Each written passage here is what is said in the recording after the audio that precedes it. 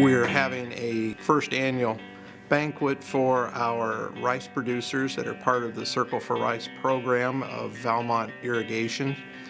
This is our third year of really working in the whole area of producing rice under center pivots. I got involved with center pivot rice because even though we have plenty of water in southeast Missouri, farmers are concerned about energy costs, the cost of electricity or diesel fuel for pumping their fields up. And also there's a lot of fields that don't have enough clay content to hold water. They would like to grow more rice in a rotation or soybeans or corn. And this growing it under center pivot gives them more opportunity to grow at more places. I've grown rice for 35 years. We got started with this pivot rice on a sandhill farm. It was in a no-till double crop situation, rice and soybeans, for several years, and we had developing Roundup resistant weeds. We had some 20-foot elevation changes in this field, which there's no way you could possibly flood this field. And you can use this system to grow rice in an area where you could not grow it any other way. Putting down our fertilizer on my particular soil type, we put a lot of fertilizer through the pivot. I think really and truly it was fairly simple. This project has evolved primarily initially looking at water savings. It has grown since then to look at helping growers achieve other results, giving them an additional rotational crop, helping overall profitability, along with saving water.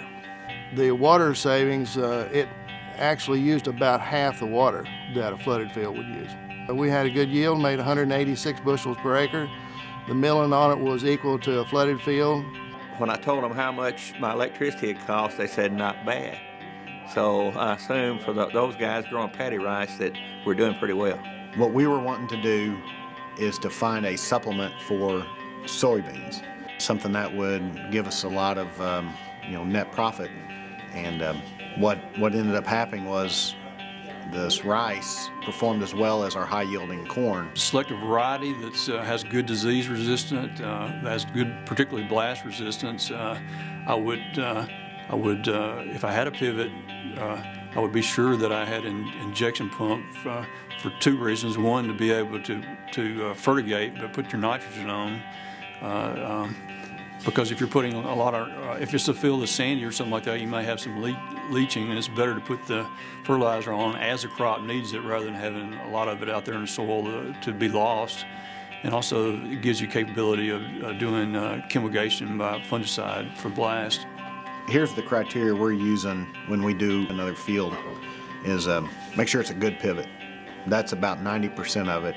A good pivot with good water, good tires, good flotation. What I made the most out of was knowledge, and now I know I can do it. The experiments we've just finished up, we're finding that fertigation is real important. Normally with flood irrigated rice, we put out 90 pounds or so first tiller and flood the field up, and then we come back with a mid-season airplane. With center pivot irrigation, we're finding it's better to put, say, 20 pounds or 30 pounds on at first tiller, and then come back in weekly applications of 20 pounds of nitrogen over 5 weeks. If you're struggling with soybean yields, it's definitely something to look at. We've done some work with row irrigated rice where it's not flooded, but the run the water down the furrow. The biggest problem we had with that, it was the rice seems like it runs out of nitrogen by the end of the season. With the pivot, you don't have that problem.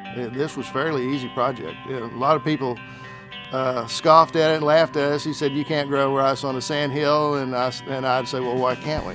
And no one could ever tell me why I couldn't do it, so I didn't have any problem with it at all. I knew it'd work. Maybe they have some land that either the topography or whatever is not suitable, to put to grade or so forth, as we've heard here today. And in my case, as a rookie, as a first-year rice grower, don't be afraid.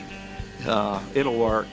It's going to take some work. It's going to take some management. It's going to take some learning, but you can do it.